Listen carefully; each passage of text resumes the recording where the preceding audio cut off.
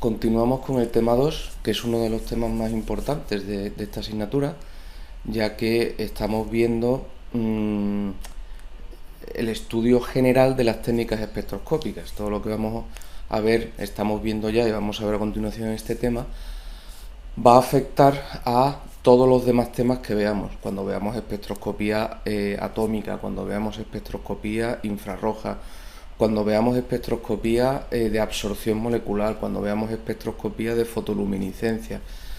En todos esos temas posteriores, lo que estamos viendo aquí es fundamental, forma parte de la base, ¿vale? Con lo cual este tema es fundamental, es fundamental. Muy bien. Hasta ahora hemos visto la luz, ¿vale? La radiación electromagnética, que justamente la espectroscopía no es otra cosa que la interacción de la luz con la materia, la interacción de la radiación electromagnética con la materia. Claro, la primera pregunta era ¿qué es la luz? ¿Qué es la radiación electromagnética? Ya hemos visto lo que podemos decir desde la ciencia acerca de qué es la luz como onda.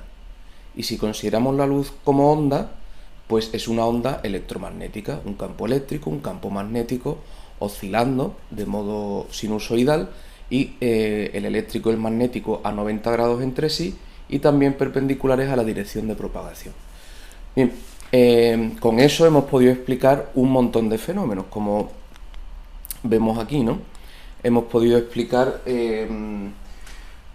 Bueno, primero hemos podido clasificar las ondas, ¿no? En función de la longitud de onda, de la frecuencia y de otros parámetros. De esa manera hemos descrito el espectro electromagnético, pero también hemos visto fenómenos que se pueden explicar desde las ondas, como es el fenómeno de la interferencia, como es el fenómeno de la difracción,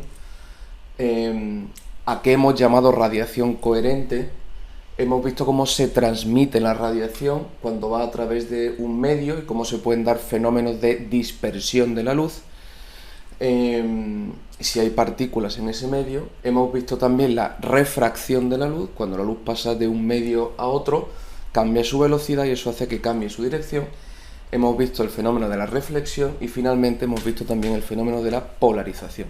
Todo esto se puede explicar desde la naturaleza ondulatoria de la luz, de la radiación electromagnética.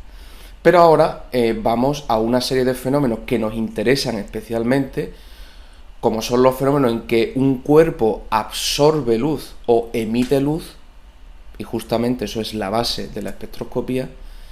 Bien, y para explicar esta serie de fenómenos de emisión-absorción de luz, veremos que con la naturaleza ondulatoria no podemos explicarlos y nació una nueva teoría, una nueva rama de la física tremendamente fructífera en el siglo XX y actualmente en el siglo XXI, que es la cuántica, ¿vale? Eso es lo que vamos a ver en esta parte del tema 2, la naturaleza corpuscular de la radiación electromagnética. Vamos a ver cómo se descubrió que efectivamente, aparte de considerarla como onda, debido a ciertos fenómenos, nos vemos obligados a reconocer que también la luz está formado de unos entes discretos, corpusculares, partículas, que llamaremos fotones. Vamos a ver cómo se descubrió eso. Vamos a ver cuál es la relación que hay entre la energía que tienen esas partículas que forman la luz, que llamamos fotones, entre la energía de esas partículas y la energía absorbida o emitida por un átomo o molécula.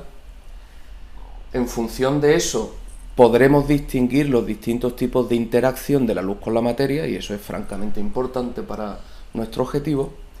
Y finalmente veremos y compararemos cómo son los espectros atómicos y los espectros moleculares. Así, de modo general, cómo podemos compararlos, cuáles son las principales diferencias, ¿no?, entre los espectros atómicos y los espectros moleculares. Empezamos con la primera parte de todas, que es cómo se descubrió la naturaleza corpuscular de la luz. Cómo se llegó a la conclusión de que, aparte de onda, que eso explica una serie de fenómenos que ya hemos visto, era necesario considerar que la luz también estaba compuesta por partículas que llamamos fotones.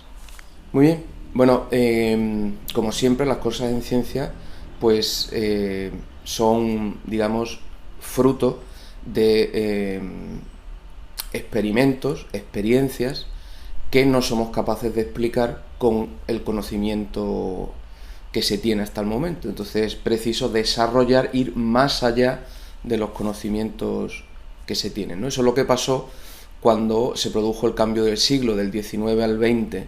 Había una serie de fenómenos que no se podían explicar con la física clásica. Y mira que la física clásica estaba ya muy desarrollada, finales del XIX, principios del XX. La mecánica estaba muy desarrollada, vamos, desde Newton. La electricidad y el magnetismo, con Maxwell, pues estaba en su pleno apogeo, ¿no? La termodinámica y también la teoría cinética de los gases, gracias a Boltzmann, también estaba tremendamente desarrollada, ¿vale? Las leyes fundamentales de la termodinámica y su combinación con la teoría cinética de los gases. Y a la vez también podíamos manejar la óptica, ¿no? con Huygens desde entonces, ¿no? Bueno, todo esto correspondía a las ramas principales de la física conocida hasta ese momento y utilizando todas las leyes y principios que ya se conocían de tantos años de investigación y de observación experimental, pues no se podía explicar el fenómeno de la absorción y emisión de luz. En particular, lo que se llama la absorción y emisión de luz del cuerpo negro. ¿Qué es esto del cuerpo negro? ¿Qué experimento era ese que los científicos estaban locos dándose de golpes con la pared y que no había manera de explicar esa observación experimental? Bueno, pues un cuerpo negro, el modo en que absorbe sería equivalente a lo que estamos viendo aquí. Imaginaos un cuerpo como este, que tiene una cavidad en su interior y la única comunicación con el exterior es un pequeño orificio. Claro, entonces si aquí consigue entrar un rayo de luz, una onda electromagnética, pues claro, en cuanto entra empieza a reflejarse en las paredes y se refleja, hasta que finalmente se absorbe del todo. Es decir, la luz ya no vuelve a salir, porque el orificio es tan pequeño, las probabilidades de que vuelva a salir son pequeñísimas. Entonces la luz acaba reflejándose y absorbiéndose en las paredes y se absorbe completamente. Entonces un cuerpo negro es aquel cuerpo que absorbe completamente toda la radiación que le llega, ¿vale? La absorbe completamente. Por eso se llama cuerpo negro, porque yo, digamos, si ese cuerpo, en vez de imaginarlo de esta manera, me lo imaginara como un cuerpo negro, sería una negrura pura. O sea, negro, quiere decir que cualquier luz que llega es absorbida, con lo cual lo que vería es un negro total, una oscuridad absoluta, ¿no? Por eso se llama cuerpo negro. Absorbe toda la luz que le llega. Bien, ¿y qué ocurre si ese cuerpo, el cuerpo negro, lo calentamos? Pues si un cuerpo se pone incandescente, esto tenemos todo experiencia, por ejemplo cuando metes hierro, ¿no?, en el fuego, pues se pone incandescente, ¿no? Y entonces se pone primero rojizo y sigue aumentando la temperatura, pues llega incluso a emitir luz blanca, ¿no? Ese era el principio también de las antiguas bombillas, ¿no?, de resistencia eléctrica, que era un filamento de wolframio y pasaba corriente, como eso resiste, pues elevaba su temperatura, hasta que la bombilla acababa emitiendo luz blanca, ¿no?, por elevar su temperatura. Bueno, pues si calentamos el cuerpo negro también se pone incandescente, por decirlo así. El cuerpo negro también emite su luz. Y podemos detectar esa luz, ¿vale? Aquí esto sería el mismo cuerpo, un cuerpo negro, es decir, una cavidad que solo está comunicada con el exterior a través de un pequeño orificio. Solo que ahora, en vez de estar entrando luz desde dentro, es el cuerpo el que se ha puesto incandescente, emite su luz y parte de esa luz sale por ese orificio. Y yo puedo detectar esa luz que está emitiendo el cuerpo incandescente. Puedo detectar esa luz. Y cuando estudio esa luz, veo que es igual a la luz que emiten los cuerpos cuando elevan su temperatura. Elevan su temperatura y llegan a emitir luz. Y lo curioso de este fenómeno es que si yo mido la luz que emite un cuerpo en función de su temperatura y registro, pues, a ver, a esta longitud de onda, ¿cuánto está emitiendo? Pues este poquito. Y a esta longitud de onda, pues aquí está emitiendo más. Y a esta otra longitud de onda, más. Y entonces voy registrando en función de qué color estamos hablando o de qué longitudes de onda, si es ultravioleta e infrarrojo, voy registrando las intensidades de luz que veo y dibujo el espectro, nos quedaría una cosa de esta forma, ¿vale?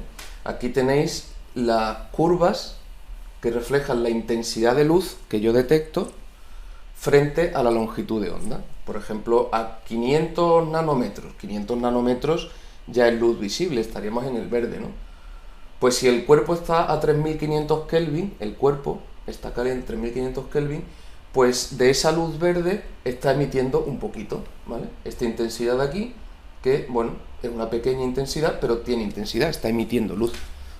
No sería la luz más brillante, sino que hay otras, ¿no? De hecho, la intensidad va creciendo, y el máximo se sitúa más o menos ya en el rojo, ¿vale? A 3500 Kelvin. O sea, sería un cuerpo que la máxima luz que emite es roja. O sea, estaríamos hablando... Esto, por ejemplo, este sólido, a esta altura, que se ve ese color rojizo, pues implica que está más o menos a unos 3500 Kelvin. ¿Ok?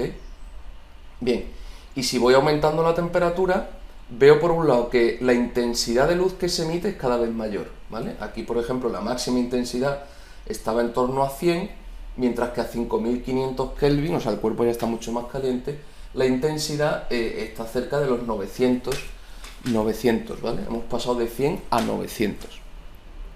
Se ha multiplicado por 9 la intensidad. Por tanto, conforme aumento la temperatura, la cantidad de luz que se emite es mayor, más luz se está emitiendo. Y si hay más luz, pues entonces yo veo una luz cada vez más luminosa, más intensa. Es como una bombilla regulable, ¿no? Tú puedes hacer que emita poca luz, siempre emite el mismo tipo de luz, pero puedo hacer que emita muy poquita o que emita muchísima, que prácticamente me tengo que poner unas gafas de sol porque me ciega, ¿no? Eso es la intensidad de la luz, la intensidad. Bueno, pues esa intensidad va creciendo conforme aumenta la temperatura. Pero no solo crece la intensidad de la luz, sino también, si os fijáis, se va desplazando el máximo. Aquí el máximo estaba en el rojo ya, prácticamente en el infrarrojo.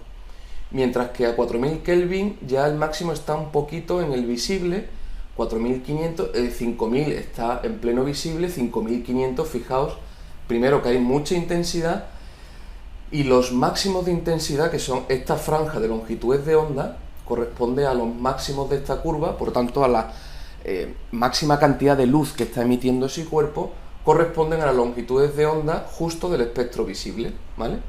Que está por debajo de 400 hasta por encima de 700. ¿Veis? Estas líneas discontinuas verticales quieren reflejar las longitudes de onda que conforman el espectro visible.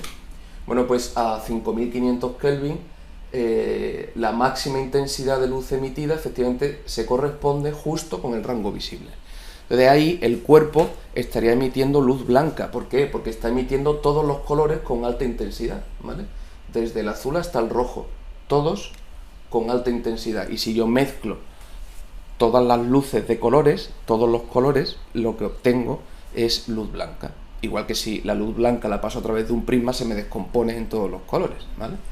Bueno, pues aquí esto sería luz blanca. O sea, ¿veis? Esa parte ya de este cuerpo que se está calentando, esa parte que ya se ve luz blanca, quiere decir que está emitiendo todos los colores, quiere decir que probablemente esté, pues eso, entre 5000 y 5500 Kelvin. Bien. Perfecto. Vale, ahora vamos a... Pero lo que quiero que observéis también es eso, conforme aumenta la temperatura, primero, crece la intensidad de luz, cada vez emite más luz, y por otro lado, el máximo se va desplazando cada vez a longitudes de onda más pequeñas, a longitudes de onda más pequeñas, es decir, hacia el azul. Longitudes de onda más pequeñas quiere decir frecuencias más grandes y por tanto quiere decir mayor energía, Perfecto. Y bien, vamos a través de una aplicación que os voy a dejar el link para que vosotros podáis jugar las veces que queráis, ¿no? Vamos a ver este juego de relaciones de intensidad de luz y dónde se sitúa al máximo y cómo afecta eso al color del cuerpo caliente, el color que yo percibo de ese cuerpo caliente. Bien, aquí tenéis esta aplicación que podéis usar perfectamente. Nosotros tenemos la posibilidad, cuando usamos esta aplicación, veis ahí, de modificar la temperatura. Esto es un termómetro y me señala algunas temperaturas significativas, como por ejemplo la temperatura ambiente en la Tierra, ¿vale? En torno a 300 Kelvin, la temperatura de una bombilla de las antiguas, el Sol y algunas estrellas. Por ejemplo, ahí aparece la Sirius A, ¿vale? Perfecto. Muy bien. Bien, nosotros podemos alterar la temperatura y podemos ir viendo en este gráfico cómo varía el espectro de esa luz que se emite, es decir, cómo varía esta curva, cómo varían las intensidades que se están emitiendo de cada una de las longitudes de onda. Además, en el gráfico, veis, está representada la franja visible, desde el violeta hasta el rojo. En el eje X está representada la longitud de onda, por eso aparece aquí las longitudes de onda más cortas, es el azul, y las longitudes de onda mayores es el rojo. Lo que estaría por allí es el infrarrojo y lo que está más allá del violeta es el ultravioleta, ¿de acuerdo? Bien, os recuerdo que conforme la longitud de onda es más pequeña, quiere decir que la frecuencia es mayor, y si la frecuencia es mayor, la energía es mayor, ¿vale? Así que conforme la longitud de onda es más pequeña, me voy aproximando al cero, cada vez es más energético. Y conforme la longitud de onda es mayor, ondas muy grandes son menos energéticas. Perfecto. Muy bien, entonces vamos a empezar. Bueno, aquí arriba vemos el color resultante que yo observaría. Entonces vamos a empezar con temperaturas altas. Vamos a irnos a la de esta estrella, que está aproximadamente a 10.000 Kelvin, ¿vale? En la gráfico se nos ha salido de escala, pero no hay problema porque usando esas lupas, tanto en el eje Y como en el eje X, podemos hacer que se vea convenientemente, ¿de acuerdo? Perfecto. Bien, entonces, a la vez podemos marcar a través de esas casillas, por ejemplo, que grafique los valores y con eso para nuestros intereses sería suficiente, ¿vale? Entonces, quiero que os fijéis que a esta temperatura, estamos hablando de 10.000 Kelvin, la distribución de intensidad de luz en función de la longitud de onda tendría la forma de esta curva. Es decir, esto está expresado en micrometros. Para pasarlo a nanómetros habría que multiplicar por 1000. Entonces aquí me está marcando que el máximo cae a 290 nanómetros. 290 nanómetros efectivamente es por debajo del violeta, ¿eh? Está más allá del violeta, es por tanto ultravioleta, 290. Entonces el máximo estaría emitiendo muchísima radiación ultravioleta. Bien, de hecho ahí viene la intensidad, que es de 1286. O sea, de 1300 por redondear, ¿vale? Una intensidad de 1300. Está emitiendo mucha luz, y el máximo es ultravioleta. Bien, nosotros no somos capaces de ver, por eso aparece en negro, no somos capaces de ver todas estas longitudes de onda que está emitiendo ese cuerpo caliente a 10.000 Kelvin. Toda la zona ultravioleta no la vemos, del mismo modo que toda la zona infrarroja no la vemos. Y de lo que vemos, ¿cuál sería el color resultante que yo observaría? Pues hay mucha intensidad, como veis aquí, del violeta y del azul, pero va decreciendo rápidamente. Y ya para el verde apenas hay intensidad y ya el rojo tiene muy poca intensidad. Entonces, si al espectro visible tú le quitas el rojo y parte del verde, pues lo que te queda, esa mezcla de colores, lo que te da es un azul. Entonces, ¿veis? El color que yo vería sería azul. Bien, de esta manera, ajustando las longitudes de onda que observamos, ¿no?, a este tipo de curva, podemos determinar la temperatura a la que está una estrella, por ejemplo. Y de hecho es que se hace así. Entonces yo veo la luz que recibo de la estrella, la analizo, hago este gráfico y puedo saber a qué temperatura está esa estrella. Por ejemplo, esta estrella que está a 10.000 Kelvin, la Sirius A, pues es una estrella que yo la voy a ver de color azul. La luz que yo voy a ver que emite esa estrella es azul. ¿Por qué? Porque está emitiendo dentro del espectro visible, está emitiendo de esta manera, ¿vale? Por supuesto está emitiendo mucha luz ultravioleta, pero eso yo no la veo, y un poquito de infrarrojo que tampoco lo veo. Pero la parte que veo tiene mucho azul y prácticamente nada de rojo, y por eso el color resultante que veo es una estrella azul. Y además ajustándolo a la curva, puedo saber de un modo muy preciso a qué temperatura está esa estrella. ¿Mm? Porque una cuestión importante de esto del cuerpo negro que estamos hablando es que este espectro, la forma que tiene este espectro, es decir, la intensidad de luz que se emite para cada longitud de onda, ese espectro no depende del material del que está hecho el cuerpo caliente. Es decir, todos los cuerpos calientes, todos los cuerpos emiten igual con la temperatura. En la foto que os he puesto antes, que era una especie de barra incandescente, pues en función de la luz que está emitiendo yo puedo saber su temperatura, independientemente de que esa barra sea de hierro, sea de carbón, sea de titanio o sea de cualquier material, ¿vale? De cualquier material, de óxido de cobre, de lo que queráis. Por tanto, la radiación que emiten los cuerpos con la temperatura, es independiente del material del que están hechos esos cuerpos. El modo de emitir depende solo de la temperatura, ¿vale? El modo en que emite radiación un cuerpo, como consecuencia de su temperatura, depende solo de la temperatura y no de la naturaleza de ese material, ¿vale?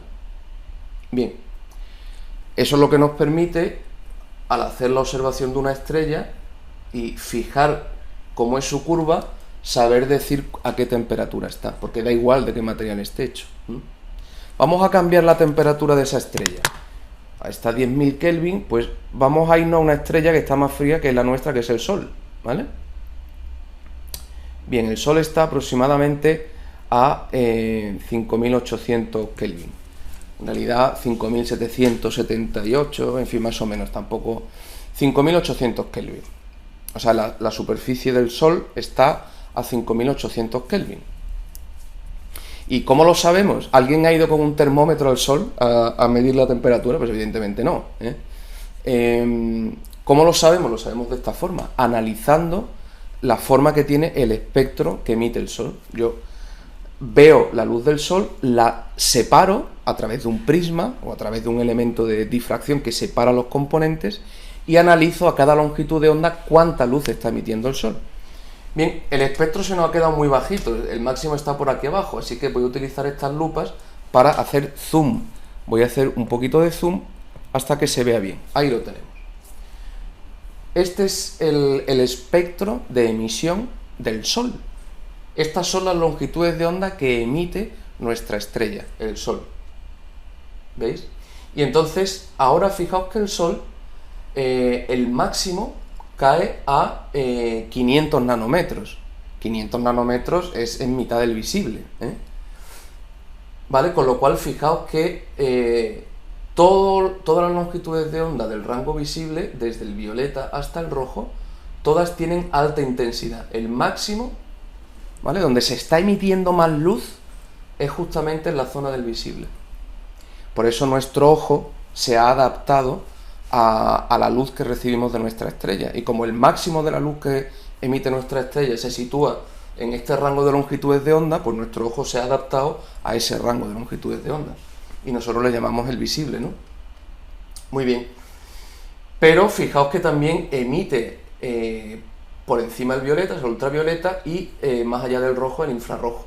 Es más, en la parte, fijaos la cantidad de luz que está emitiendo en zonas que nosotros no vemos, ¿vale? Nuestro ojo es incapaz de detectar esta radiación, pero que nuestro ojo sea incapaz de detectarla no quiere decir que no esté ahí, ¿vale? El Sol emite un montón de radiación infrarroja, aunque nosotros no la veamos, y también emite bastante ultravioleta, aunque nosotros no lo veamos. Ahora, eso sí, el máximo de luz, la máxima cantidad de luz que está emitiendo, efectivamente, se corresponde con el rango visible. Vamos a fijarnos en la intensidad. Daos cuenta, intensidad de luz. Antes estábamos a 10.000 Kelvin y hemos bajado a 5.800, ¿eh? O sea, prácticamente hemos ido a la mitad. Bueno, pues ahora la intensidad de luz máxima que se está emitiendo, antes era del orden de 1.300, pues ahora es del orden de 80. O sea, de 1.300 hemos pasado a 80. Hemos enfriado mucho ese cuerpo, de 10.000 a 5.000 Kelvin, y como consecuencia la cantidad de luz que se está emitiendo es menor, ¿vale? Hemos pasado de 1.300 a 80. Y hemos visto además que el máximo de luz ha pasado de antes a 10.000 Kelvin estaba en el ultravioleta y ahora el máximo ya cae en el visible. Antes el máximo era 290 nanómetros, ahora el máximo está en 500 nanómetros. Así que al bajar la temperatura cae la intensidad de luz y aumenta la longitud de onda a la que aparece el máximo. Se va desplazando a longitudes de onda mayores. Muy bien, vamos a hacer una última experiencia. Bueno, vamos a bajar a la temperatura de una bombilla de las antiguas, una bombilla incandescente que solían estar pues a 3000 Kelvin. Vamos a hacer un poquito de zoom porque se nos ha quedado de nuevo, como está cayendo la intensidad, pues se nos cae, ¿vale? Entonces fijaos, la intensidad la que emite el Sol, el máximo, es de 80, pues una bombilla el máximo es de 3, ¿vale? A 10.000 Kelvin, esa estrella, la Sirius A que habíamos visto, ¿no? A 10.000 Kelvin emitía una intensidad de 1300, o sea, muchísima luz, muchísima radiación, sobre todo ultravioleta. Cuando hemos bajado al Sol a 5.000 Kelvin, el máximo en vez de ser en 1300 estaba en 80, ¿vale? Y además ya la cantidad mayor de luz que se emitía ya no estaba en el ultravioleta sino en el visible. Bueno, pues ahora en una bombilla que está a 3000 Kelvin la intensidad ha caído de 80 a 3. A 3.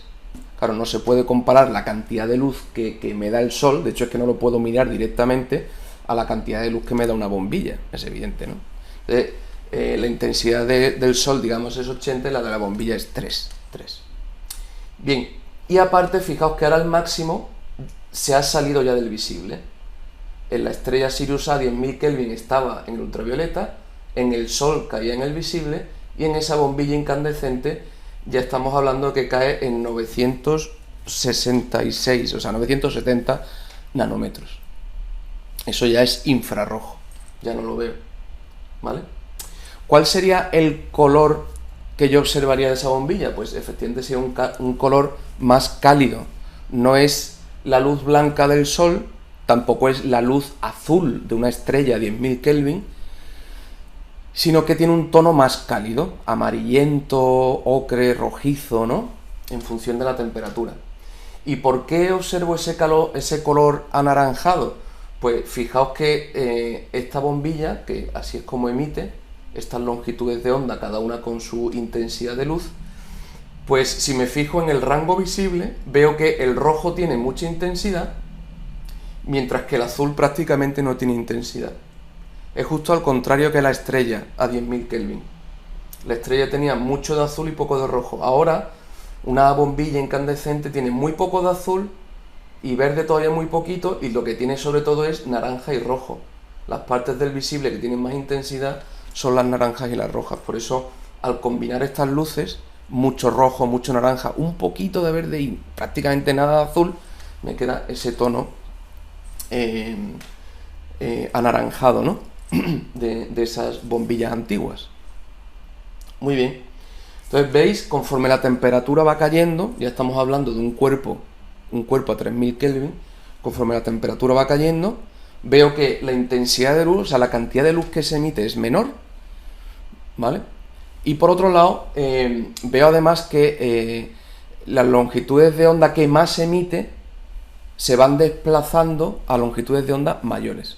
Al principio en la estrella estábamos en ultravioleta, en el Sol estábamos en el visible, y ahora ya en esta bombilla incandescente, un cuerpo que se pone incandescente, por ejemplo, cuando lo metes en el fuego, que se vuelve así rojizo, pues hombre, no es una luz tan brillante que no la pueda mirar, es más, es una luz flojita, aunque sea bonita, ¿no? Ese color rojizo.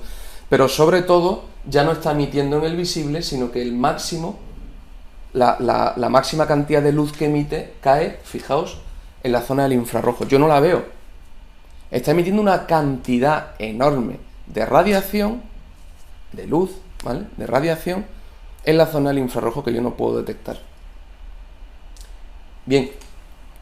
Y uno puede decir, bueno, entonces, si cualquier cuerpo emite siempre igual, independientemente de su composición, depende solo de a qué temperatura está, si eso es así, entonces nosotros mismos, nuestro cuerpo está emitiendo radiación. La respuesta es correcto. Tú eres una bombilla en ese sentido. Tú estás, pues eso, a 36, 37 grados centígrados, ¿no?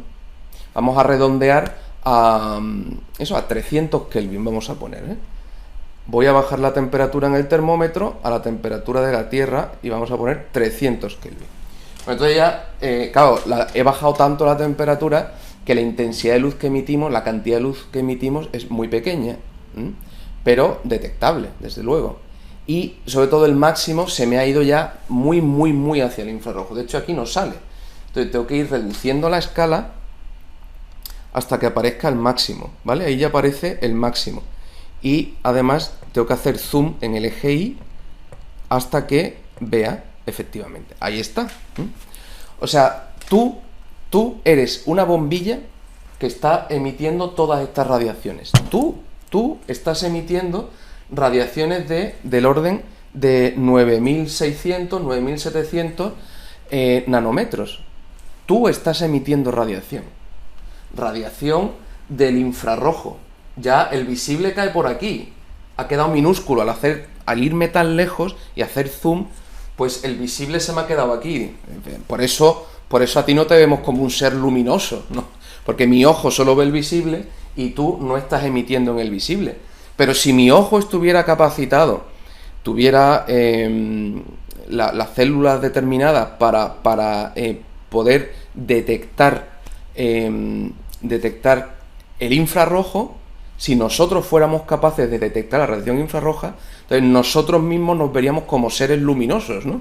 Como eso, como objetos que están emitiendo luz, porque verdaderamente tú y yo estamos emitiendo radiación infrarroja. ¿Por qué? Porque somos un cuerpo a una cierta temperatura. ¿Veis? Pero eso sí, la intensidad de luz que emitimos, el máximo, ya es del orden de 10 elevado a menos 5. O sea, en ese caso sería 0,00003. A comparar con una bombilla que daba 3 y a comparar con el Sol que daba 80. O sea, prácticamente emitimos muy poca cantidad de radiación, pero la emitimos. Y sobre todo la emitimos no solo de baja intensidad, o sea, poca cantidad de radiación, sino que además la emitimos en la zona del infrarrojo. ¿De acuerdo? Bien, con lo cual, espero que después esto quede claro, que cualquier cuerpo, independientemente de su composición, emite radiación y a qué longitudes de onda emite y con qué intensidad emite depende solo de la temperatura. Muy bien. Bien, si aplicamos lo que acabamos de ver de la emisión del cuerpo negro, ¿vale? Que por tanto la emisión del cuerpo negro en realidad no es más que la emisión de cualquier cuerpo material, ¿vale? La emisión de cualquier cuerpo material en función de su temperatura.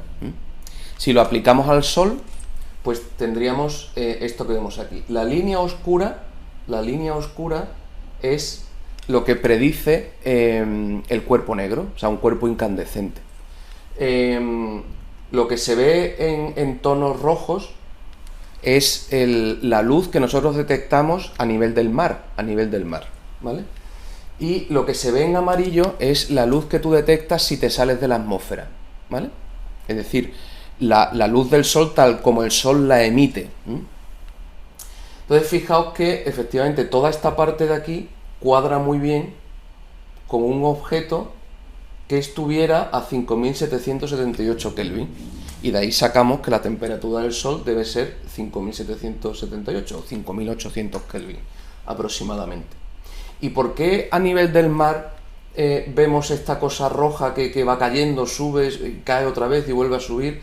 Bueno, porque el Sol, cuando llega a nivel del mar, ha tenido que atravesar toda la atmósfera. Y en la atmósfera hay moléculas que absorben, ¿vale? Absorben determinadas longitudes de onda. Por ejemplo, el agua, ¿vale? El agua absorbe a esta longitud de onda, el agua absorbe a esta longitud de onda, el agua absorbe todas estas longitudes de onda, el agua absorbe todas estas. El CO2 absorbe por ahí, el agua también absorbe por aquí. El oxígeno, este pico, esta absorción que se ve aquí es del oxígeno. El ozono absorbe por aquí. Entonces, todas las partes que le faltan al área roja, a la superficie roja, es como consecuencia de las moléculas que hay en la atmósfera que han absorbido esa luz, que sin embargo sí que estaba en la luz solar original. Cuando llega a la Tierra no está, pero porque hay moléculas en el camino que la han absorbido, ¿vale? Bien. Pues lo mismo que lo aplicamos al Sol, lo aplicamos a cualquier estrella, ¿veis? Entonces, en función de su temperatura, se pueden clasificar las estrellas y el color del que yo veo la estrella. 30.000 grados centígrados, 20.000, 10.000, 7.000, 6.000, 4.000, 3.000, ¿vale? Y un ejemplo de cada una de esas estrellas. ¿Cómo sabemos la temperatura de esas estrellas? Analizando la luz que emiten. Ya está. Yo recibo esa luz, la paso a través de un prisma o de lo que sea para separar sus componentes y ahora cada longitud de onda mido a ver cuánta luz llega de esa longitud de onda. Entonces dibujo la curva y puedo saber a qué temperatura está. Muy bien. Bueno, pues nosotros ya hemos dicho que nuestro ojo se ha adaptado a las longitudes de onda de las que el Sol, que es nuestra estrella, emite más cantidad de luz, ¿vale? Donde hay más cantidad de luz es en la parte visible y por eso nuestro ojo se ha adaptado a eso. Sin embargo, puede haber ventajas, digamos, en el orden de la supervivencia, en ver, por ejemplo, ultravioleta o en ver infrarrojo. Aquí se compara la visión humana con la visión de una abeja con la visión de un pájaro, ¿vale? Entonces fijaos que nosotros, toda esta, la parte visible, la tenemos cubierta, ¿vale? El verde, el amarillo, el azul y el violeta, ¿vale? Es verdad que hay una parte del azul que vemos peor. Esta es nuestro modo de ver, ¿vale? Del verde vemos perfectamente, este verde ya amarillento, naranja y rojo, pues también vemos bien, ¿vale? El azul seguimos viendo, pero lo detectamos peor, digamos este celeste de aquí, ¿no? Este azul lo vemos mejor y el violeta lo vamos viendo peor. Así es como nosotros vemos. Bien, una abeja en la parte visible se parece a lo nuestro, ¿eh? Ve muy bien la zona de los verdes y la zona de los azules, pero ella además tiene un pico de absorción en el ultravioleta. O sea que las abejas detectan la luz ultravioleta. Entonces, si hay algún cuerpo que está emitiendo radiación ultravioleta, por la temperatura a la que está ese cuerpo, pues la abeja lo detecta. La abeja lo detecta. Y, bien, lo mismo que también nosotros cuando vemos los cuerpos es porque la luz del sol se refleja en el cuerpo y al reflejarse yo veo la luz reflejada. Entonces, si el cuerpo, ese cuerpo que ha recibido la luz del sol, por ejemplo, absorbe toda esta parte de aquí y esta, pero no absorbe en el ultravioleta, pues entonces la luz ultravioleta, al no ser absorbida por el cuerpo, se refleja y por tanto la abeja la detecta y la puede ver. Sin embargo, yo, aunque la luz esa ultravioleta se refleje en el cuerpo, yo no veo ese reflejo. No lo veo porque no tengo capacidad de ver ultravioleta. Vamos a ver, a través de fotografías que se han podido simular, cómo cambia la visión en función de cómo soy capaz de percibir las longitudes de onda. Fijaos que en este caso hay como tres, sería un ojo tricrómico, ¿no? Porque hay como tres bandas de absorción, ¿vale? Tanto en el ser humano como en la abeja. Hay otros animales que son tetracrómicos, ¿vale? Porque tienen 4 modos de percibir la radiación, ¿vale? 4 bandas de absorción. Por ejemplo, los pájaros ven muy bien toda esta zona, ven muy bien toda esta zona y el ultravioleta. O sea que cubren muy bien todo el visible, igual que nosotros, pero le ha salido, muy parecido a nosotros, pero le ha salido una 4ª banda en el ultravioleta y son capaces también de ver en el ultravioleta, ¿vale? Aquí se ve, por ejemplo, cómo percibe la radiación una mosca doméstica, ¿no? Toda esta zona es el visible y la ve. Cuando empieza en la zona del violeta y tal, no ve muy bien, pero después tiene una pedazo de banda de absorción ultravioleta. Absorbe tanto, ve el ultravioleta tan luminoso que por eso les atrae tanto la luz a este tipo de insectos. Y se ponen esas lámparas que son de ese color violeta, ultravioleta. ¿Por qué? Porque les atrae muchísimo, ¿vale? Lo ven especialmente luminoso y van hacia allá. Muy bien, fijaos cómo afecta al modo de ver, ¿eh? Esto es como vemos nosotros este pájaro. Pues veo que es un pájaro negro. Sí, tiene aquí un poquito de amarillo, pero es un pájaro generalmente negro. Y por tanto me resulta, a mí por lo menos me resulta feo, ¿eh? Sin embargo, otro ave, ¿cómo vería a este pájaro? Pues fijaos, aquí ve unos violetas, unos azules, unos verdes. Y de repente aparece un pájaro que para mí era negro, aparece lleno de color. ¿Por qué? Porque las aves, aparte de ver todo el visible, le suman el ultravioleta. Entonces, fijaos, queda un pájaro coloreado en vez de un pájaro negro. Y este ejemplo es más asombroso todavía. ¿Cómo vería yo los huevos de este ave que están ahí en tierra? Pues como tiene prácticamente el mismo color en el visible, el mismo color que la tierra, pues para mí son prácticamente indistinguibles, a lo que esté muy cerca. Eso es bueno para el pájaro porque así posibles depredadores no son capaces de verlos a distancia. Fijaos cómo los ve el ave que ha puesto esos huevos. Gracias a la visión ultravioleta ve una clarísima distinción, es que lo ve en rojo respecto a azul, ¿no? O sea, distingue perfectamente dónde están los huevos que ha puesto respecto al entorno, ¿no? Y eso es muy beneficioso para las aves. Esta flor, así es como la ve el ser humano. Pues la veo completamente amarilla. Digo, joder, pues vaya flor más simple, ¿no? Así es como la ve una abeja. Fijaos, ha aparecido aquí unos tonos verdes y una especie como de circulitos, de puntitos amarillos en ese verde, y cómo se ve todo el néctar amarillo frente a un fondo más oscuro. Claro, esto es mucho más atractivo que esto. Pues así es como lo ve una abeja. Por eso las abejas van enseguida a las flores. Y así es como lo vería una mariposa, ¿vale? En función de cómo detectan. En la abeja ya hemos dicho que también es tricrómica, solo tiene, digamos, 3 bandas de absorción, pero una de ellas está en el ultravioleta. Y fijaos cómo marca la diferencia. Aquí también vemos la comparación entre la visión humana y la visión de una abeja. Así es como yo lo veo, así es como lo ve una abeja, ¿no? Esta flor, que la veo sencillamente blanca, pues ella ve aquí unos tonos de color cian preciosos, ¿no? Esta, que es amarilla, tal, pues así es como la ve la abeja. O sea que, efectivamente, aunque nuestro ojo está adaptado solo para el visible, hay otros animales que, por ventajas desde el punto de vista de la supervivencia, han desarrollado la visión también en el ultravioleta. Y otros animales incluso la visión en el infrarrojo. Por ejemplo, la serpiente. La serpiente tiene una sensibilidad, debido a unas membranas que tiene, de, aparte de ver parte del visible, detecta el infrarrojo. O sea que su visión se amplía. Así es como yo vería esta imagen, donde aquí hay un ratoncillo. Claro, yo no veo prácticamente nada. Así es como lo vería una serpiente.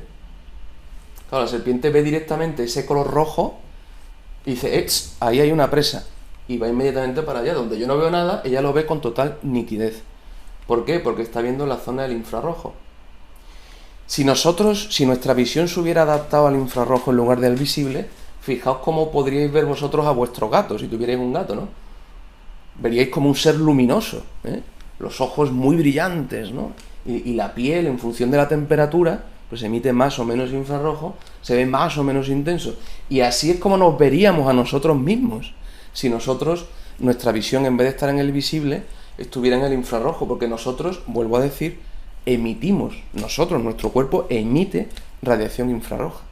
Y si pudiéramos verla, veríamos algo así, sería un poco fantasmagórico, ¿no? Yo prefiero el visible, probablemente porque estamos más acostumbrados, pero realmente me gusta más. Bien, en cualquier caso, estas curvas que hemos visto con detenimiento, es decir, el modo en que emiten luz los cuerpos en función de su temperatura, que tienen esta forma, eso se conocía ya a finales del 19, principios del 20. La teoría clásica, es decir, si yo aplicara todo lo que se conocía en física hasta ese momento, había llegado, su mejor hipótesis era esta curva, ¿vale? Para un cuerpo a 5000 Kelvin, esta sería la curva que predice. Y es una curva, además, que para empezar no tiene máximo, es decir, que esto sube sin parar. Eso ya es una catástrofe. De hecho, esta curva, esta sería la línea azul, es la curva experimental para un cuerpo a 5000 Kelvin. Entonces, fijaos lo que se observa, la línea azul, con lo que predice la teoría de la física clásica. Dice, bueno, al principio se parecen un poquito, y por lo menos la tendencia, efectivamente, una forma curva que va subiendo, pero aún así hay bastante diferencia entre una y otra, ¿no? Pero claro, llega un momento en que esta curva deja de subir y se va a cero. Entonces, a eso que sucedía en la zona del ultravioleta, los físicos le llamaron la catástrofe ultravioleta, porque no había manera de reproducir con la física clásica esa caída en el ultravioleta. Para ellos tenía que seguir subiendo la intensidad. Bien. ¿Quién fue el primero que consiguió reproducir, en base a una ecuación, reproducir este comportamiento? Pues fue este señor, Max Planck, que se le considera el padre de esa nueva rama de la física que nació a partir de esto, ¿vale? Que es la física cuántica. Pues él hizo una suposición que desde el punto de vista de la física de entonces era una herejía, ¿vale? De hecho, nadie se la creyó, ni siquiera el propio Planck se acabó de creer la hipótesis que él había usado y que sin embargo reproducía, además de un modo muy exacto, en la observación experimental. ¿Qué supuso en el año 1900 Max Planck? Pues introdujo el siguiente concepto. Dijo que los átomos o moléculas del cuerpo negro, por tanto de cualquier cuerpo, ¿no?, podían emitir o absorber energía electromagnética de frecuencia nu solo en cantidades h nu. H es un número constante, ¿vale? O sea, de manera proporcional a nu. Imaginaos que estoy iluminando con luz verde de 500 nanómetros, ¿vale? 500 nanómetros lo podemos pasar a frecuencia, tendrá la frecuencia que sea. La frecuencia, el color verde. Vale, estoy iluminando. Bien. Bueno, pues resulta que Planck dice, esa energía que está recibiendo constantemente el cuerpo, porque lo estoy iluminando con luz verde, esa energía que está del verde, esa luz, no la puede absorber de modo continuado, como si pudieras absorber cualquier cantidad. No. Esa energía viene en paquetes de energía h nu, ¿vale? Entonces, yo solo puedo, el cuerpo que está recibiendo esa luz verde, solo puede absorber energía en paquetes h nu, ¿vale? ¿Y por qué no puede ir recibiéndolo poco a poco, de modo continuo, la cantidad que quiera? No. O absorbe un paquete h nu, o absorbe 2 paquetes h nu, o 3. Os puse este ejemplo también, creo que en otro vídeo, ¿no? Es como si vas a comprar leche al supermercado. Tú no puedes comprar cualquier cantidad de leche. La leche viene ya en tetrabric de 1 litro. Entonces tú la leche te la puedes llevar en paquetes de 1 litro. Entonces o te llevas 1 litro, o te llevas 2, o te llevas 3. Pero no te puedes llevar 175 mililitros. No, va en paquetes de 1 litro. Pues Planck dijo que la energía no te la podías llevar, el cuerpo no la podía absorber en cualquier cantidad, sino solo en paquetes h nu. Paquetes h nu. Bien, por tanto, los cambios de energía que podían sufrir los átomos como consecuencia de absorber esa luz estaban cuantizados. Solo podían absorber esas cantidades. Bien, eso obviamente era una herejía para la física entonces. Eso de que la energía venga en paquetes, ¿eso de dónde te lo sacas? ¿Eso dónde lo has visto tú en la naturaleza? Que la energía venga en paquetes, ¿no? Bien, entonces ni siquiera el mismo Planck se lo creía, y él mismo, Planck, intentó varias veces tratar de explicar la emisión del cuerpo negro, esa curva, sin hacer esa hipótesis, pero no lo conseguía, imposible. El único modo de explicar la curva y reproducir la forma que tiene esa curva experimental era con esa suposición, que la energía solo se intercambia en paquetes.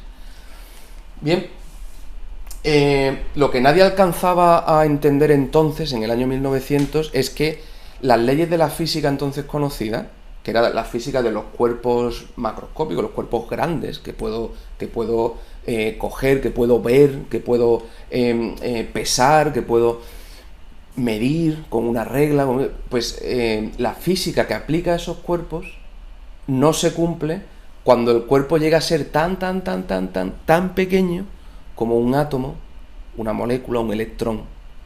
Cuando llega a esos tamaños tan pequeños, resulta que ya la física que he sacado de observar los cuerpos grandes no se cumple. Los cuerpos tan pequeños no cumplen esa física. Por tanto, había toda una parte de la física por explorar.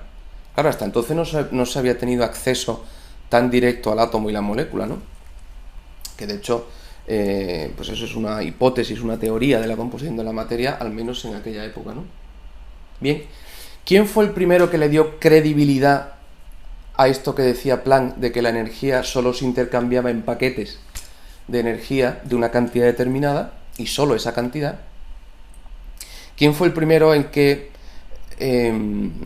lo asumió y lo utilizó? Pues fue Albert Einstein. 5 años después, en 1905, utilizó la teoría de Planck para explicar otro fenómeno que tampoco era capaz de explicar la física clásica, ¿vale? ¿Y qué fenómeno era ese? ¿Qué observación experimental era esa? Pues era el fenómeno que se conoce como el efecto fotoeléctrico. Es decir, un efecto que había descubierto este señor, ¿vale? Hertz, en 1887. Un fenómeno que se había descubierto y que nadie era capaz de interpretar, que ahora lo vamos a ver con cierto detalle, ¿eh? Resulta que yo tengo un metal y empiezo a iluminarlo, pero iluminarlo con longitudes de onda controladas y crecientes, ¿no? Entonces empiezo con una cierta longitud de onda y ahí no pasa nada, ¿vale? No pasa nada, no pasa nada. Llega un momento, a una determinada longitud de onda, en que ese metal empieza a emitir electrones. O sea, esa luz que está llegando a partir de esa longitud de onda, a partir de esa frecuencia, por tanto, ¿vale? Empieza a arrancar electrones. Y conforme voy aumentando la frecuencia, los electrones que arranca cada vez salen con más energía. ¿Y en qué lo veo? Pues en que cada vez tienen más energía cinética. Vamos a ver que nosotros podemos medir la energía cinética, por tanto la velocidad a la que sale el electrón arrancado, ¿no? Entonces, claro, eso es energía, ¿eh? Pues esa energía la puedo ver. Pues esa energía cinética, la velocidad a la que sale el electrón, crecía con la frecuencia, ¿eh? Linealmente. Entonces, eso era una observación experimental. O sea, que había ciertas frecuencias que eran incapaces de arrancar un electrón, y uno puede decir, bueno, vale, o sea, lo has iluminado, imagínate, con luz verde, 500 nanómetros. Bien, y a lo mejor no se arrancó ningún electrón. Y dice, bueno, pues a lo mejor es que la luz con que estás iluminando, la bombilla con la que estás iluminando, pues no tiene luz suficiente. Coño, súbele la intensidad, que sea una luz verde tan intensa que no puedas ni mirarla de intensidad, ¿no? Y digo, coño, vamos a probar, a lo mejor es una cuestión de que no hay luz suficiente. Entonces, ¿qué hacían? Pues aumentaban todo lo que podían la intensidad de luz, y por tanto empezaba a llegar luz verde, pero vamos, cantidades tremendas de luz verde, venga, y aún así no se arrancaba ni un electrón, ni uno. Eso para la física era inexplicable. Dice, vamos a ver, si estoy aumentando la intensidad, está llegando cada vez más luz. Por tanto, le estoy dando una cantidad de energía por segundo alucinante. Entonces, ¿cómo es posible que esta cantidad tan brutal de energía sea incapaz de arrancar un electrón? Y sin embargo, seguía subiendo la frecuencia y a lo mejor me iba al azul. Y el azul, aunque la intensidad fuera muy chiquitita, una luz azul muy tenue, ya era capaz de arrancar electrones. Dice, o sea que aquí le estoy dando muy poquita luz, pero azul, y sí arranca, ¿vale? Y dice, bueno, ¿y cómo afectará la intensidad ahora si la luz es azul? Dice, bueno, pues voy a hacer ahora que la luz azul sea una luz muy intensa, mucha luz azul. Pues si aumentaba la intensidad de la luz, no aumentaba la energía cinética de los electrones, ¿vale? Seguían saliendo a la misma velocidad que antes. Al aumentar la intensidad lo que hacía es aumentar la cantidad de electrones que se arrancaban, ¿vale? Para la física era inexplicable. Dice, o sea que yo le estoy dando más energía, porque le estoy dando más luz por segundo, y en vez de salir los electrones con más energía, ¿vale? Porque le estoy dando más, ¿no?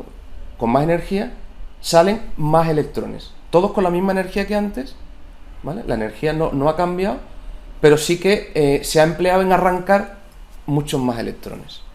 Esto la física clásica era incapaz de explicarlo, ¿vale? Bien, esto es lo que os acabo de decir. Por ejemplo, una luz roja. Ilumino el material fotoeléctrico. Con poca intensidad no se arrancan electrones. Con muchísima intensidad tampoco se arrancan electrones. Cojo una luz ultravioleta, por lo tanto alta frecuencia, poco intensa, un poquito, un hilillo de nada de luz ultravioleta, y empieza a arrancar electrones. Dice, vale, y ahora pues si aumento muchísimo la intensidad, pues entonces saldrán estos electrones con mucha más energía. Dice, no, si aumenta la intensidad, salen los electrones con la misma energía que tenían antes, pero ahora salen muchos más electrones. Esa es la observación experimental. Y que no tenía explicación. No tenía explicación. ¿Cómo medimos en el efecto fotoeléctrico? Pues fijaos, esto que hay aquí, esto es un cátodo. Ese es el material fotoeléctrico, ese es el metal que voy a iluminar y del que voy a arrancar los electrones. ¿Por qué se llama cátodo? Porque cátodo es donde van los cationes. Los cationes son las especies con carga positiva. Por tanto, si las especies con carga positiva van ahí, es porque ese es el polo negativo. Claro, el negativo atrae al positivo. El cátodo es el polo negativo, ¿vale? Y el ánodo, que es donde van los aniones, por tanto las especies con carga negativa, es el polo positivo. Por eso las especies negativas son atraídas, porque es un polo positivo. Se atraen, entonces por eso las especies negativas van al ánodo. Muy bien, por eso si esto quiere representar fotones de luz, ¿vale? Si llega luz con una frecuencia suficiente para arrancar electrones, ese electrón que se arranca es inmediatamente atraído por el polo positivo, viene hacia aquí y entra en un circuito eléctrico, ¿vale? Y entonces yo puedo medir la corriente que pasa por aquí. Si no hay luz, como no hay electrones arrancados y esto es un circuito abierto, es como si yo cojo el cable y lo corto con una tijera, no lo hagáis, sobre todo si está enchufado, ¿eh? Si yo el cable lo abro, ya no pasa corriente, ¿vale? Con lo cual no detecto nada de corriente. Esto está abierto, no hay nada de corriente, salvo que ilumine con luz. Si ilumino con luz, como se arrancan electrones, son electrones libres, son atraídos por el polo positivo, entonces entran en el circuito y mido la corriente que se genera. Esa corriente que se genera, los electrones solo han podido venir de los electrones arrancados por la luz. Por tanto, puedo medir la cantidad de electrones que se arrancan. Y no solo la cantidad de electrones que se arrancan, en función, porque claro, mientras más electrones se arranquen, más corriente detecto a través del cable, ¿no? Más electrones están pasando por el cable. Bien, sino que además, como yo voy variando la frecuencia de la luz con la que ilumino, y voy pasando pues del rojo al naranja, al amarillo, al verde, al celeste, al azul, al violeta, voy cambiando la frecuencia, pues inicialmente para el rojo, por ejemplo, no detecto nada de corriente, aunque ilumine con rojo, con lo cual me está diciendo no estás arrancando ni un solo electrón. Sigo aumentando, me voy un poquito hacia el naranja, nada, no observo nada de corriente, y de repente llego al verde y empiezo a detectar que está pasando corriente, una corriente todavía pequeña, que son pocos los electrones, pero ya detecto corriente, ¿no? Entonces, justo la frecuencia a la que empiezo a detectar corriente, por tanto, justo a la frecuencia en la que empiezo a arrancar electrones, a esa frecuencia se le llama frecuencia umbral. Es la frecuencia mínima que tiene que tener la luz para ser capaz de arrancar esos electrones de ese cuerpo. Esa es la frecuencia umbral, ¿vale? Todo esto es lo que se explica aquí en el texto. Muy bien. A la vez, podemos determinar la energía cinética, ¿no? Que también lo hemos mencionado antes y es importante. En la ecuación de la energía, que le llevó a Einstein, ¿no?, a explicar el efecto fotoeléctrico, hay que considerar la energía. Pues podemos medir la energía cinética. ¿Cómo? Pues yo voy cambiando la polaridad del cátodo y del ánodo. Eso lo puedo hacer porque tengo aquí una fuente de voltaje. Entonces yo soy capaz de controlar el polo positivo y el polo negativo y hacer que el positivo se vuelva negativo y el negativo positivo. Y además lo hago progresivamente. Entonces, claro, conforme el ánodo, que inicialmente era positivo y por eso los electrones iban todos para allá, conforme el ánodo lo voy haciendo cada vez más negativo, llega un momento en que es tan negativo que ya el electrón arrancado, sí, se mueve a la velocidad, la energía cinética que tenga, pero claro, el electrón tiene carga negativa, se siente repelido, entonces se va moviendo hacia allá, se va frenando y llega un momento en que esta carga es tan negativa que no llega a alcanzarlo, sino que se da la vuelta, es repelido. Aunque fue arrancado en esta dirección, como esto se ha vuelto negativo, lo que hace es ir frenándolo hasta que ya, ¡pum!, es incapaz de llegar. Así que, por ejemplo, estoy iluminando con luz azul. Inicialmente esto es un polo positivo, entonces detecto perfectamente la corriente, estoy arrancando electrones. Perfecto. Ahora con este aparato voy a ir cambiando la polaridad de los polos, ¿vale? El positivo lo voy a ir volviendo negativo progresivamente. Entonces voy detectando que la corriente, ¿vale?, va cayendo hasta que llega un cierto valor de voltaje donde este polo ya se ha vuelto negativo, en que ya no detecto nada de corriente, es decir, he frenado todos los electrones. Yo sé que los electrones se siguen arrancando, porque lo estoy iluminando con la misma luz que antes, pero eso, y por tanto que los electrones salen con la energía cinética que salen. Sin embargo, para ese voltaje ya soy capaz de frenar a todos. Bien, si soy capaz, o sea, si con eso sé la energía que he tenido que invertir para frenar los electrones. ¿Y cuál es la energía que he tenido que invertir para frenar los electrones? Pues justamente la energía cinética que tenían. Claro, yo los paro cuando aplico una energía justo la contraria, ¿vale? Del mismo valor. Y entonces agoto la energía cinética de los electrones. Como yo controlo esa energía que estoy aplicando, con ese voltaje eléctrico, pues puedo saber cuánta energía hay que dar para frenar el electrón y por tanto puedo saber qué energía cinética tenía ese electrón. Así es como se mide la energía cinética, ¿vale? Es lo que viene aquí explicado, ¿de acuerdo? Entonces, la observación, ya os digo, ¿veis? Podemos detectar primero a partir de qué frecuencia empieza a emitirse electrones, puedo medir a qué energía cinética están saliendo los electrones a cada una de las frecuencias. Entonces, observad, por ejemplo, aquí es luz roja, 700 nanómetros, ¿vale? Eso supone una energía de 1,77 electronvoltios, eso ya lo veremos, ¿no? Bien, y lo que observo es que esta luz es incapaz de arrancar electrones, no arranca ninguno. Ilumino con luz verde, 550 nanómetros, y observo, porque empiezo a detectar corriente, que sí que arranca electrones, y cuando hago el juego de cambiar el potencial, mido su velocidad, su energía cinética, por tanto su velocidad, que es, en el orden de 10 elevado a 5, es 2,96. Muy bien. Digo, bueno, sigo aumentando la frecuencia, por tanto, disminuyendo la longitud de onda. Y paso de 550 a 400 nanómetros, ya estoy en el azul.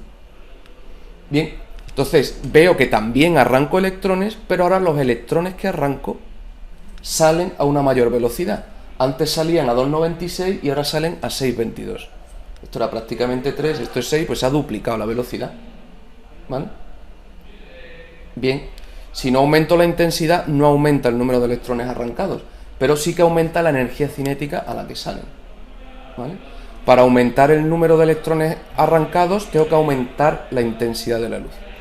Vale, eso desde el punto de vista de la física clásica era absolutamente inexplicable, porque para la física clásica la luz era una onda y por tanto la energía llegaba de modo continuo. Por tanto, si arrancar el electrón costaba tanto, pues era cuestión de darle la suficiente luz hasta que le diera la energía que cuesta arrancar el electrón. Y una vez que se lo hubiera dado, pues cualquier luz, sea cual fuera su frecuencia, aumentando la intensidad, siempre iba a poder arrancar un electrón. Bien, y además de esa manera, si aumentara la intensidad de la luz, como le estoy dando más energía, pues también los electrones tendrían que salir con más energía. Y sin embargo lo que se observa es que cuando aumenta la intensidad no aumenta la energía de los electrones. Cuando aumenta la intensidad aumenta el número de electrones que arrancas, ¿vale? A más luz que llega, más electrones que arrancas, pero no con más energía. Bien, entonces la física dice, bueno, pues no sé qué está pasando aquí. Bueno, Albert Einstein aprovechó el concepto de Planck, aprovechó la idea de Planck de que la luz se intercambia en paquetes de energía. Entonces Einstein dijo, bueno, si esto es cierto, yo puedo considerar que la luz está compuesto de a ese paquete de energía voy a suponer que es una partícula, que le llamó fotón, ¿vale? Una partícula que encierra la cantidad de energía que dijo Planck, esa energía h nu, ¿vale? Entonces yo digo que la luz está compuesta de esos paquetes de energía, que lo voy a considerar unas partículas, cuya energía es h nu. Y esa partícula la llamo fotón, ¿vale? Bien, con la frecuencia, siempre sabemos que la longitud de onda por la frecuencia me da la velocidad de la luz, ¿vale? Si en el vacío, pues la velocidad de luz en el vacío. Así que siempre puedo relacionar la frecuencia con la longitud de onda. Entonces, frecuencia sería igual a c, velocidad de luz en el vacío, partido por h. Bien, esta igualdad, que la energía del fotón es h nu, tiene algo de contradictorio. De hecho, los físicos se negaron a aceptar la hipótesis de Einstein. Pero bueno, el hecho es que conseguía explicar todas las observaciones experimentales, porque si es verdad que la luz está compuesta de estas partículas, cuando aumenta la intensidad de luz, por tanto hay más luz, lo que hay son más partículas, pero no más energía, es decir, cada partícula sigue teniendo energía h nu, ¿vale? Y al aumentar la intensidad lo que estoy haciendo es que haya muchísimas más partículas, cada una con energía h nu. ¿Y cómo se produce el efecto fotoeléctrico? Pues cuando un fotón, que es una partícula, llega a un electrón, que es otra partícula, colisionan. Y al producirse la colisión, el fotón desaparece y la energía, que ni se crea ni se destruye, pasa al electrón. Esa energía que tenía el fotón pasa al electrón. ¿Y en qué emplea el electrón esa energía? Pues parte la emplea en arrancar el electrón del sólido, porque cuesta trabajo arrancarlo. El electrón está ahí porque está atraído por los núcleos de ese material. Entonces hay que arrancarlo. Y lo que sobre se transforma en energía cinética, en poner ese electrón, no solo arrancarlo, sino ponerlo en movimiento a una determinada velocidad, ¿vale? Entonces, efectivamente, si el efecto fotoeléctrico se producía así, se explican todos los fenómenos, ¿vale?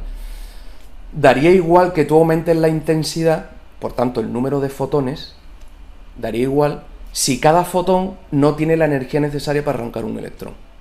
Porque sí, estarían llegando miles de cientos de miles de millones de fotones.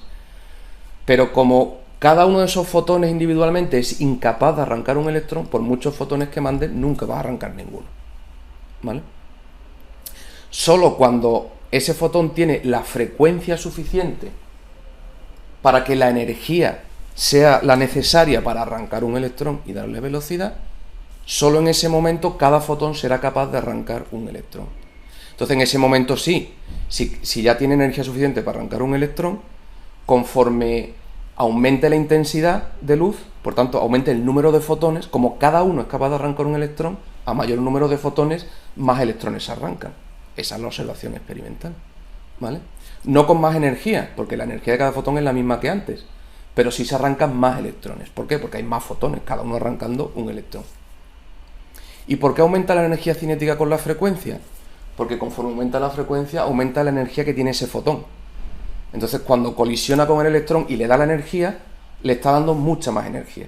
¿Qué quiere decir? Que parte de esa energía se emplea en arrancarlo, sí, pero ahora sobra mucha más energía. Y esa energía se transforma en energía cinética.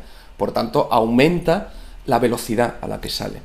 Al aumentar la frecuencia, aumenta la velocidad a la que salen los electrones. Con lo cual, se explicaba perfectamente, punto por punto, la observación del efecto fotoeléctrico. Pero claro, era muy difícil de aceptar esta igualdad. ¿Por qué? ¿Por qué la comunidad científica se negó en redondo, hasta que se demostró experimentalmente, se negó en redondo a aceptar esta hipótesis? Pues porque esta energía es la energía de una partícula. Y una partícula es un cuerpo localizado. Está en un punto del espacio. Por eso es una partícula, es un cuerpo. Sin embargo, la energía depende de una frecuencia. Y una frecuencia no es de una partícula, una frecuencia es una onda. Entonces, ¿cómo puede ser una partícula, que es una cosa localizada, y su energía depender de un parámetro de una onda? ¿No? Pues es absolutamente, digamos, desde el punto de vista de la física clásica, es una aberración. Es decir, o es una partícula o es una onda. Y si es una partícula, su energía no puede depender de una característica que es de una onda, porque es una partícula, no una onda, ¿no? Bien. Sin embargo, funcionaba. Entonces, se demostró experimentalmente, y una vez que se demostró en 1916, fijaos que lo de Einstein es de 1905, o sea que tuvieron que pasar 11 años hasta que se demostrara experimentalmente, y entonces ya los físicos se rindieron. Dicen, bueno, entre lo de Planck, ahora viene Einstein, que usa lo de Planck, y ya se han explicado dos fenómenos que nosotros éramos incapaces de explicar, y encima experimentalmente se corrobora que esta ecuación que predice Einstein del efecto fotoeléctrico se observa experimentalmente. Bueno, pues es que no, hay que admitirlo. Y entonces fue cuando se decidió darle el premio Nobel a Albert Einstein, ¿vale? Recibió el premio Nobel en 1921 por la explicación del efecto fotoeléctrico. No fue por la teoría de la relatividad o por otras cosas más complejas, ¿no? Fue por esto que acabamos de ver. Muy bien, entonces fijaos cómo la energía tiene que conservarse, cómo queda la ecuación de conservación de la energía en el efecto fotoeléctrico. Bueno, la energía que hay al principio es la energía del fotón, ¿vale? Y cuando colisiona con el electrón, esa energía desaparece, pero ni se crea ni se destruye, con lo cual tiene que transformarse. Esa energía pasa al electrón, entonces esa energía total que tenía al principio se invierte. Parte, E sub 0, se invierte en liberar al electrón, o sea, arrancar al electrón de ese cuerpo que posee al electrón, arrancarlo. Y como esa energía a lo mejor es menor que la energía que tenía el fotón, entonces sobra energía. Si sobra energía, se transforma en energía cinética del electrón arrancado, por tanto en velocidad. Así que fijaos, la energía del fotón, que según Albert Einstein y se cumple es h por la frecuencia, sería igual a lo que cuesta arrancar el electrón más la energía cinética, que como siempre es un medio de la masa por la velocidad al cuadrado. Muy bien. Y respecto a la frecuencia umbral, ya hemos dicho que nosotros vamos cambiando la frecuencia de la luz, no arranco ningún electrón, hasta que llega un momento, una cierta frecuencia en la que empieza a arrancar electrones, porque detecto la corriente, ¿vale? A eso se llama frecuencia umbral. Claro, en ese momento yo sé que la energía que le estoy dando es justo la necesaria para que se arranque el electrón, pero sin darle energía cinética, ¿vale? Entonces, digamos, sería cuando la frecuencia es tal que la energía que me da el fotón es justo la que hace falta para arrancar el electrón y no sobra nada por energía cinética, esa es la frecuencia umbral. Por eso nos sale esta ecuación. La energía que hace falta para arrancar el electrón será h por la frecuencia umbral. En ese momento la energía del fotón se ha igualado a la energía que cuesta arrancar el electrón. Bien, de esta igualdad, que h nu, que es la energía del fotón, es igual a la función trabajo, que es la energía que cuesta arrancar el electrón, más la energía cinética, la puedo reordenar. Voy a despejar la energía cinética, ¿vale? Y entonces E sub 0 me lo paso al otro lado restando. Entonces me queda que energía cinética sería h nu menos E sub 0. Entonces fijaos que E sub 0 es una constante. Lo que cuesta arrancar el electrón del cuerpo es lo que cuesta. Cuesta 2, cuesta 3, lo que cueste, pero es un valor, una constante. H es la constante de Planck, también es constante. Luego aquí lo único que cambia, las únicas variables son la frecuencia, que yo puedo cambiar la frecuencia de la luz con la que estoy iluminando, y por tanto la energía cinética con la que salen los electrones, ¿vale? Esto es lo que predice la explicación de Einstein del efecto fotoeléctrico. Entonces, así fue la comprobación experimental. Como yo puedo medir la energía cinética y sé la frecuencia, voy a ver qué relación hay entre ellos experimentalmente. Si Einstein tiene razón, debe quedarme una línea recta, cuya pendiente, la pendiente de esa recta, independientemente del material que sea, la pendiente de esa recta debe ser igual a la constante de Planck. Y efectivamente así se hizo. Cuando representamos energía cinética frente a la frecuencia, por ejemplo, esto es para el rubidio, esto es para el potasio, esto es para el sodio. Son tres cuerpos distintos, tres metales diferentes. Pues la relación era completamente lineal y las tres tenían la misma pendiente, independientemente del cuerpo. ¿Veis que la inclinación es exactamente la misma pendiente? Y efectivamente esa pendiente coincidía con la constante de Planck. Y ya está, o sea, es que experimentalmente te lo ha demostrado, ¿vale? Por eso le dieron el premio Nobel, se cumple, ¿no? Claro, justo el punto donde esta recta corta a energía cinética 0, por tanto, ¿a qué frecuencia? O sea, la energía cinética es 0, justo ese punto es la frecuencia umbral. Por debajo de esa frecuencia no se arranca nada, y a partir de aquí se arranca y conforme aumenta la frecuencia, aumenta la energía cinética. Ese punto justo me da, que es un punto experimental, me da la frecuencia umbral para el rubidio, este punto me da la frecuencia umbral para el potasio, y la frecuencia umbral para el sodio. Esa frecuencia, que es la frecuencia umbral, la multiplico por h y me da la energía que cuesta arrancar un electrón de ese cuerpo, ya sea el rubidio, del potasio o del sodio. Así es sencillo, ¿veis? Esta es la energía del fotón, h nu. Y esto es lo que cuesta arrancar el electrón, esa es la función trabajo. Si el fotón no tiene energía suficiente para arrancar el electrón, por muchos fotones de esta energía que yo dé, ningún fotón va a ser capaz de arrancar un electrón. Entonces no arranco ninguno, aunque aumente mucho la intensidad. Cientos de miles de millones de fotones, más. Elévalo al cuadrado, ¿no? Elévalo a la enésima potencia, da igual. Es que aunque haya millones de fotones, Si cada uno de ellos no tiene la energía necesaria para arrancar un electrón, no lo va a hacer. En cambio, si el fotón que envío tiene toda esta energía, pues entonces sí, parte de esa energía se emplea en arrancar el electrón, que sería este tramo de aquí, y lo que sobra se emplea en energía cinética. Esto es una ilustración de este fenómeno, ¿vale? Si yo quiero romper este cristal y lo que tengo son pelotas de ping-pong, pues yo puedo lanzar cientos de miles de millones de pelotas de ping-pong, que como cada una de ellas es incapaz de romper el cristal, pues el cristal no se romperá. Dice, no, pero lánzale más pelotas. No, más. Que le han lanzado 5, lánzale 10, lánzale 20. ¿Por qué no? ¿Por qué? Porque cada una no tiene energía para romper el cristal. Entonces, no te empeñes en enviar más pelotitas de ping-pong porque así no lo vas a conseguir.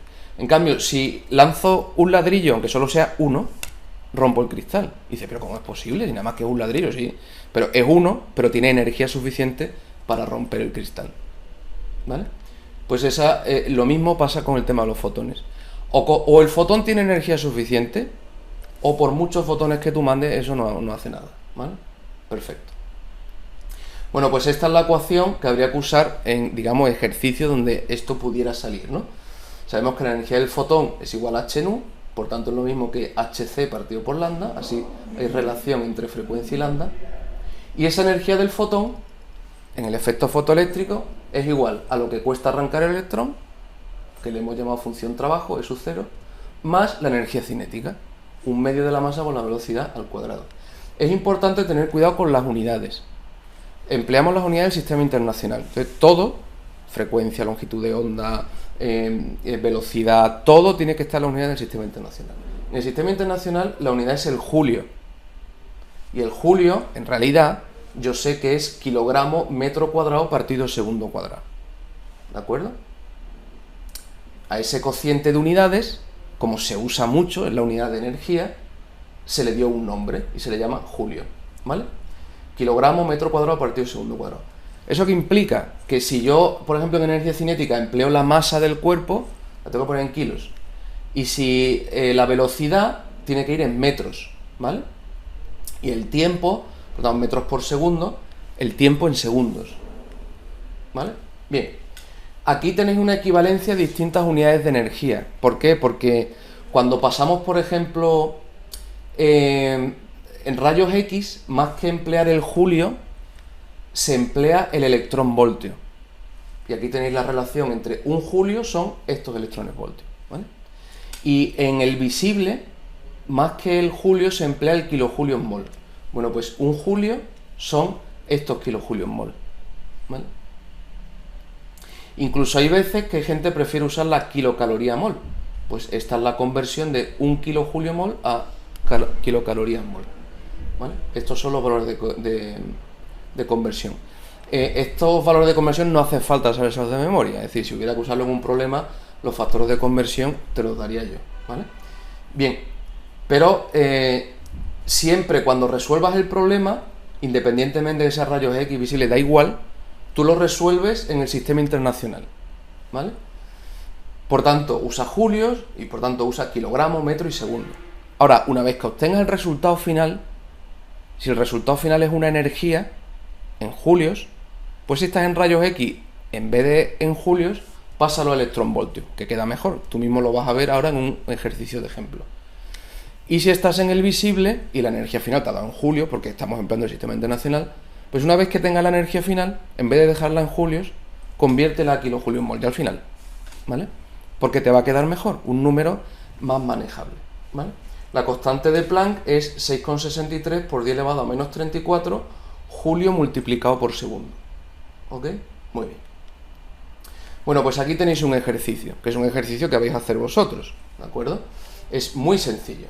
Es calcular justamente eso, la energía. La energía de un fotón de rayos X. Unos rayos X cuya longitud de onda es 5,3 Armstrong. ¿Vale? Es decir, llega un fotón de rayos X de esta longitud de onda, pues un fotón de esa luz, un fotón, ¿qué energía tiene?